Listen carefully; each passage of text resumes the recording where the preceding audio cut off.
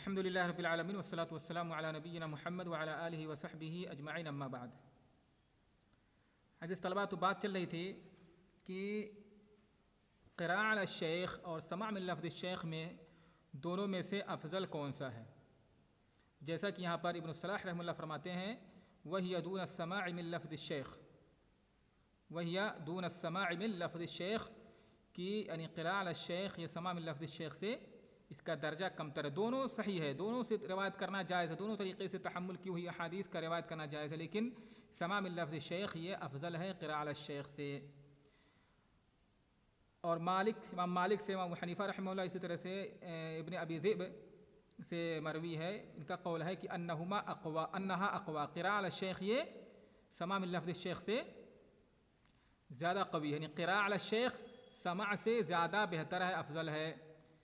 یہ ان علماء کے امام حنیفہ رحمہ اللہ، اسی طرح ابن ابی ذئب اور امام مالک کا ایک قول، ایک روایت ہے امام مالک کی، ایک دوسری روایت بھی ان سے ہے، ایک قول ہے امام مالک کا یہ کہ یہ اقوا ہے۔ ان کی دلیل کیا ہے؟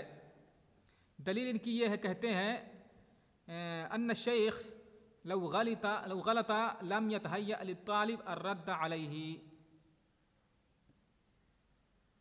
کہتے ہیں کہ اگر شیخ غلطی کرے، ٹھیک ہے، قراءۃ علی الشیخ میں نہیں، اس میں سماع من لفظ الشیخ میں، کیونکہ اس میں حدیث کون پڑھتا ہے؟ سماع من لفظ الشیخ میں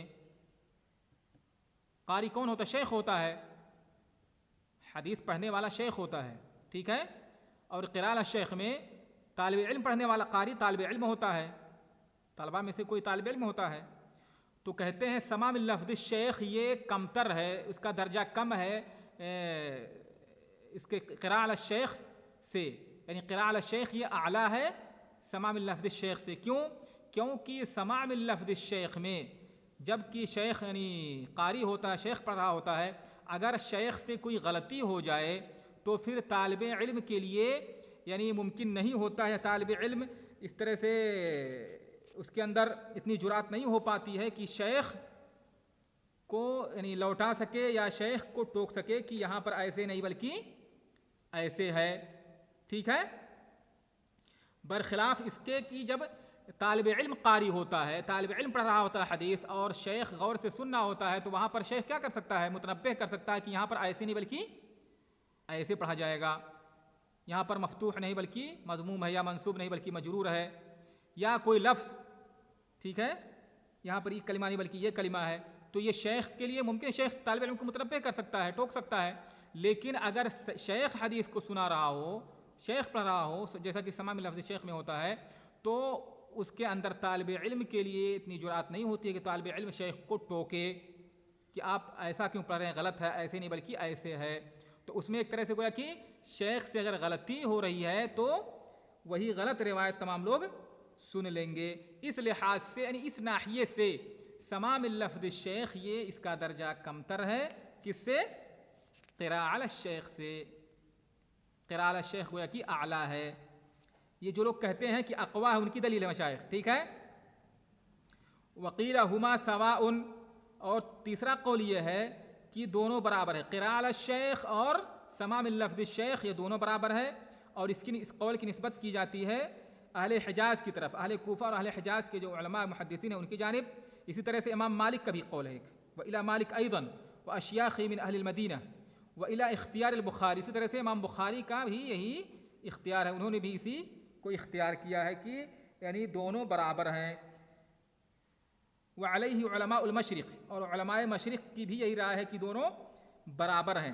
اب یہاں پر ایک مسئلہ یہ ہے کہ دونوں جو برابر ہیں، مساوات کی جو بات کہی گئی ہے، امام سیوطی رحمہ اللہ نے اس کی ایک توجیہ پیش کی ہے، یعنی ان کے قول کی جو امام بخاری ہے، امام مالک کا ایک قول جیسا کی ہے، اور ان کے مشائخ کا، ان کے اساتذہ کا بھی یہی رائے ہے اہل حجاز اہل کوفہ کی یعنی دونوں برابر ہیں، تو امام سیوطی رحمہ اللہ فرماتے ہیں کہ وعندی ان ہؤلاء انما ذکروا المساوات فی صحة الاخذ بها ردا على من كان انکرها لا فی اتحاد المرتبہ، کہ میرے لحاظ سے ان علماء نے جو ذکر کیا ہے، مساوات کی بات کی ہے کہ یعنی دونوں سے، تو اس کا تعلق کس سے ہے کہ دونوں سے اخذ کرنا، دونوں طریقے سے تحمل کرنا حدیث کا، ٹھیک ہے، یہ صحیح ہے، اور اس میں دونوں برابر ہیں، یعنی حکم میں دونوں کیا ہیں؟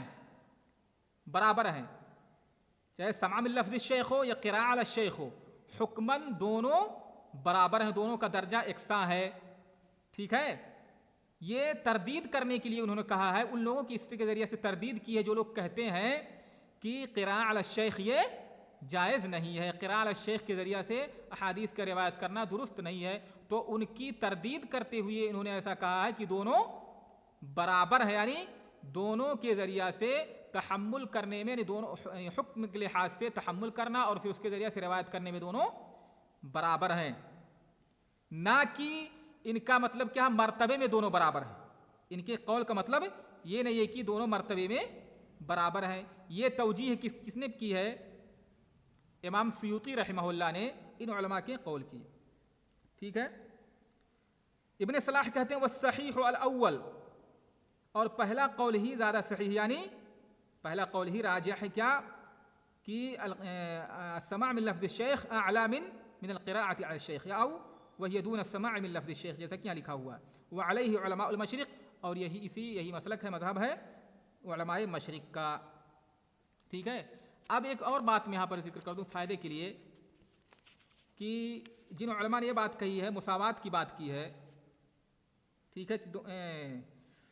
مساوات ہی کی بات، ہاں، جن لوگوں نے قراءۃ الشیخ کو سماع من لفظ الشیخ سے افضل قرار دیا ہے. ٹھیک ہے.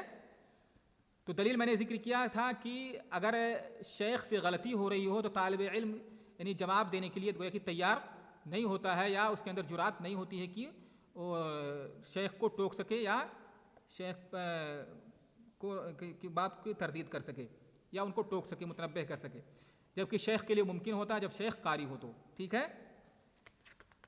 تو کہتے ہیں کہ یعنی اگر اس طرح سے غلطی ہو جائے کہیں پر، یعنی اعراب کی ناحیے سے یا کسی بھی ناحیے سے اس طرح تھوڑی بہت غلطی ہو جائے تو اس سے کیا فرق پڑتا ہے؟ تو اس سے فرق پڑتا ہے. ٹھیک ہے. فرق پڑتا جائے اس سے مثلا کبھی کبھی مذہب کی وجہ سے بھی فرق پڑتا ہے.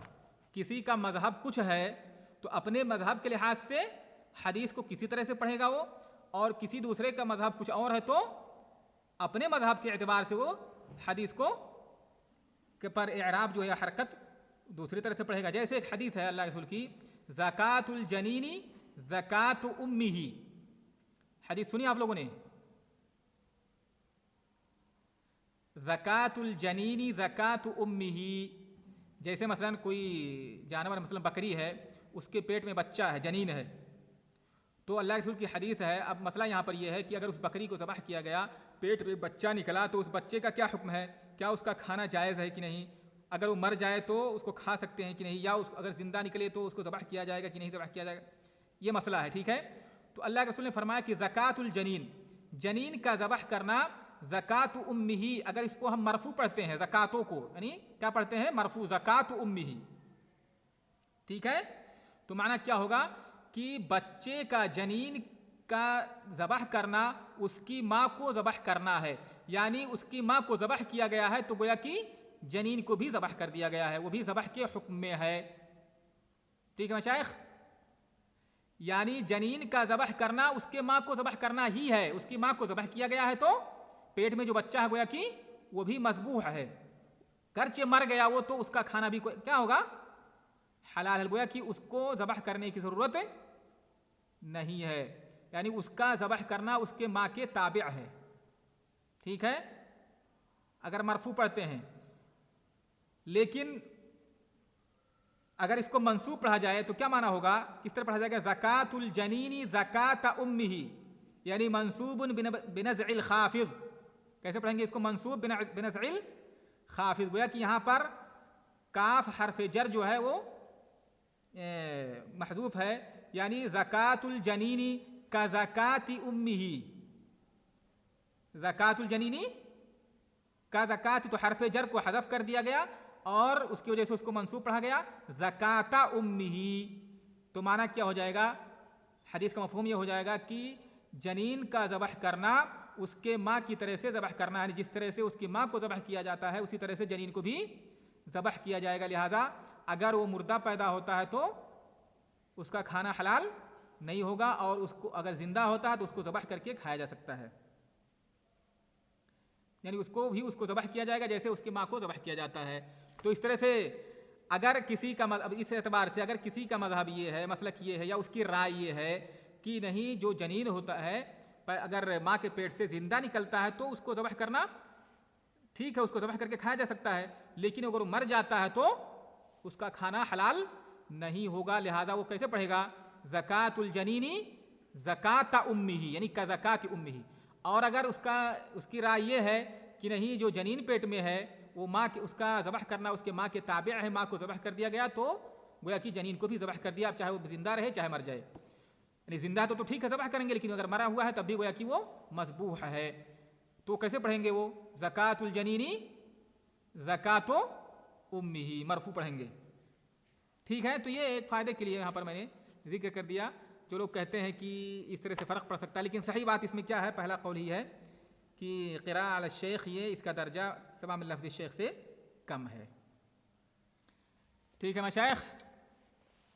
अब यहाँ पर आगे जो है इब्न सलाह रहमतुल्लाह फरमाते हैं फ़इज़ा हद्दस बिहा यक़ूलु। अब यहाँ पर एक अलग मसला है, वो क्या कहना बयान कर रहे हैं कि यानी अगर कोई किसी ने हदीस का तहम्मुल क़िरा अल शेख के तरीक़े से किया हो तो हदीस को की अदायगी के वक्त में वो किन अल्फाज के ज़रिया से हदीस को बयान करेगा, कौन कौन से अल्फाज सेगे उसके लिए जायज़ हैं।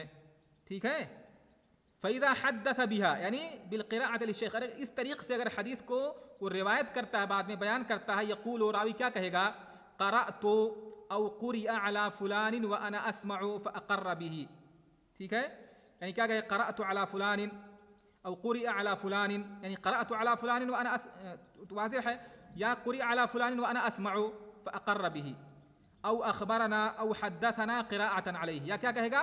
अख़बरना औ हद्दसना क़िराअतन अलैहि, अख़बरना क़िराअतन अलैहि औ हद्दसना क़िराअतन अलैहि। ठीक है, ये कहेगा। वहाज़ा वाज़िहुन, और ये वाज़ेह है, इसमें कोई इश्काल नहीं हुआ कि इसमें सराहत कर दी गई है कि रावी ने हदीस का तहम्मुल शेख से किस तरीक़े से किया है। वाज़ेह है कि नहीं है? क़िरा अल शेख वाज़ेह है कि नहीं? वाज़ेह है। फ़इन अतलक़ ज़ालिका जाज़ इंद मालिक, लेकिन अगर मुतलक़ तौर पर कहे, क्या मुतलक़ तौर पर कहे? अख़बरना या हद्दसना मुतलक़ तौर पर कहे, ये यहाँ पर मसला है। ठीक है, अगर मुक़य्यद के यानी क़ैद के साथ कहता है, यानी अख़बरना क़िराअतन अलैहि या हद्दसना क़िराअतन अलैहि, तब तो इसमें कोई इश्काल नहीं, वाज़ेह है। लेकिन अगर हद्दसना या अख़बरना को मुतलक़ तौर पर कहता है, क़िराअत से उसको मुक़य्यद नहीं करता है, तो कहते हैं इब्न सलाह जाज़ इंद मालिक वल बुखारी व यहया इब्न सईद अल क़त्तान व ज़ुहरी व सुफ़यान इब्न उयैना व मुअज़्ज़म अल हिजाज़िय्यीन वल कूफ़िय्यीन, इन तमाम उलमा के नज़दीक क्या है? जायज़ है। यानी मुतलक़ तौर पर कहना कि हद्दसना फ़ुलानुन या अख़बरना फ़ुलानुन, दोनों तरह से जायज़ है। ठीक है मशाइख, ये पहला कौल है गोया की। अब एक मसला और बीच में इन्होंने जिक्र कर दिया कि समिअतु का हत्ता इन्न मिनहुम मन सव्वग़ समिअतु अयदन, इसको हम बाद में जिक्र करेंगे। ठीक है, अभी पहले वाला मसला कि अगर हद्दसना या अख़बरना को मुतलक़ तौर पर कहे तो पहला कौल ये है कि जायज़ है, मुतलक़ तौर पर भी कहना जायज़ है। जैसे समिअतु में हद्दसना कहा जाता है, अख़बरना बात गुजर चुकी है, तो यहाँ पर हद्दसना अख़बरना मुतलक़ तौर पर कह सकता है कि नहीं? तो पहला कौल ये है कि जायज़ है। ठीक है, और दूसरा कौल क्या है? यानी यहाँ पर एक दूसरा कौल हम कह सकते हैं, पहला कौल जिसमें कि यानी क़रअतु अला फ़ुलानिन या क़ुरिअ अला फ़ुलानिन अख़बरना और हद्दसना क़िराअतन अलैहि, ये पहला कौल हो गया। हद्दसना अख़बरना क़िराअतन अलैहि ये जायज़ है, और दूसरा कौल ये कि मुतलक़ तौर पर जायज़ है। ठीक है, और दूसरा कौल ये है वमनअ मिन ज़ालिका अहमद वन्नसाई मुबारक व यहया इब्न सईद अत-तमीमी। ठीक है, ये दूसरा कौल है कि इससे मना किया है, यानी अहमद इमाम अहमद के यहाँ, इमाम नसाई से अब्दुल मुबारक और यहया बिन यहया तमीमी के यहाँ जायज़ नहीं है। ये दूसरा कौल होगा मशाइख, समझ रहे हैं? पहला कौल की यानी मुतलक़ की बात कर रहा हूँ सिर्फ, हद्दसना अख़बरना अगर मुतलक़न पढ़ा जाए तो पहला कौल ये कि जायज़ है। دوسرا قول یہ کہ ممنوع ہے مطلق طور پر کہنا، ٹھیک ہے. اور تیسرا قول یہ ہے القسم الثالث کتاب میں لکھا ہوا القسم الثالث، بظاہر یہ معلوم ہوتا ہے کہ یہ انواع تحمل میں سے تیسری قسم ہے، حالانکہ یہ یعنی غلط ہے. یہاں پر کتاب میں جو لکھا ہوا کیا ہونا چاہیے یہاں پر القول الثالث، القول الثالث ہونا چاہیے، ٹھیک ہے. تو تیسرا قول کیا ہے اس مسئلے میں؟ مطلق طور پر جب حدثنا اخبرنا کہا جائے تو ہے کہ انه يجوز اخبرنا ولا يجوز حدثنا، یعنی فرق ہے، اخبرنا جائز ہے لیکن حدثنا مطلق طور پر جائز نہیں ہے. وبه قال الشافعي ومسلم والنسائي ايضا وجمهور المشارقه بل نقل ذلك عن اكثر المحدثين، نقل ذلك عن اكثر المحدثين، کہ یہی امام شافعی کا، امام مسلم کا، امام نسائی کا، اسی طرح سے جو علماء مشرق ہیں ان میں سے جمہور اہل علم کی رائے یہی ہے کہ اخبرنا یہ مطلق طور پر جائز ہے لیکن حدثنا یہ مطلق طور پر جائز نہیں ہے، اور اکثر محدثین سے یہی نقل کیا جاتا ہے، یہی منقول ہے.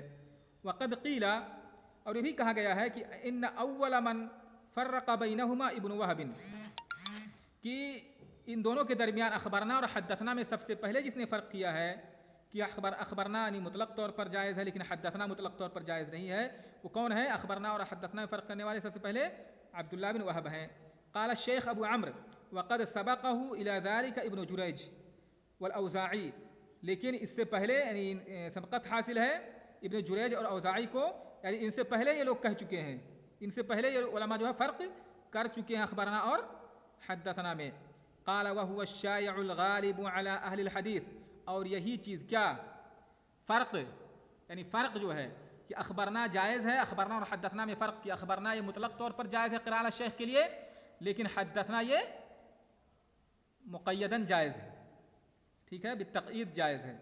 یہی چیز کیا نام ہے عام ہے، غالب ہے محدثین کے، یعنی یہی اکثر پایا جاتا ہے محدثین کے یہاں.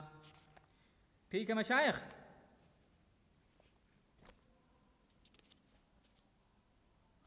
اس کے بعد امام سیوطی رحمہ اللہ جو ہے ابن الصلاح کے اس قول پر کہ وہ الشائع الغالب علی اہل الحدیث، اس کے بارے میں فرماتے ہیں کہ قال ابن الصلاح وصار الفرق بینہما هو الشائع الغالب علی اہل الحدیث. یہ ابن الصلاح رحمہ اللہ فرماتے ہیں، کہتے ہیں وہو اصطلاح منہم، اور یہ ان محدثین کی جانب سے کیا کہ اصطلاح ہے، ارادوا به التمئیز بین النوعین، اس کے ذریعہ سے وہ دونوں قسموں کے درمیان فرق کرنا چاہتے ہیں. والاحتجاج له من حیث اللغہ فیہ حناء وتکافل، اور مطلب اگر لغوی اعتبار سے دیکھا جائے کہ اخبرنا میں اور حدثنا میں لغوی اعتبار سے کوئی فرق ہے تو لغوی اعتبار سے کوئی فرق ہے؟ حدثنا کا جو معنی ہے وہی اخبرنا کا معنی ہے. تو من حیث اللغہ اگر اس میں کوئی فرق کرتا ہے کہ لغوی لحاظ سے اس میں دونوں میں اخبرنا میں فرق ہے، اخبرنا قراءۃ الشیخ کے لیے ہے اور حدثنا یہ سماع من لفظ الشیخ کے لیے ہے، لہذا حدثنا کو قراء میں نہیں بولا جا سکتا، اگر بولا جائے تو بالقید یعنی بالتقعید، قراء سے اس کو مقید کر کے بولا جا سکتا ہے. کہہ رہے ہیں کہ اگر کوئی یہ کہتا ہے یعنی اس طرح سے کہ من حیث اللغہ دونوں میں فرق ہے تو بھائی یہ تکلف والی بات ہے، کوئی تکلفاً اس طرح سے فرق کرے تو ٹھیک ہے، ورنہ من حیث اللغہ دونوں میں کوئی فرق نہیں ہے. لیکن علماء نے ایک اصطلاح قائم کر لی ہے کہ اخبرنا یہ اس کو قراءۃ الشیخ کے لیے خاص کر لیا ہے اور حدثنا کو سماع من لفظ الشیخ کے لیے خاص کیا مطلق طور پر، ٹھیک ہے. لیکن اگر مقیداً کہا جائے تو پھر کوئی حرج نہیں ہے، یہ بعد میں علماء کے یہاں یہی عام ہو گیا ہے.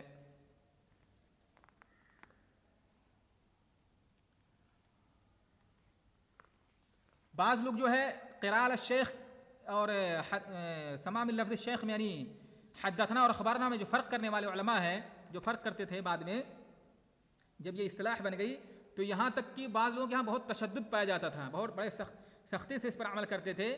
ایک واقعہ میں یہاں پر نقل کرتا ہوں جسے کہا جاتا ہے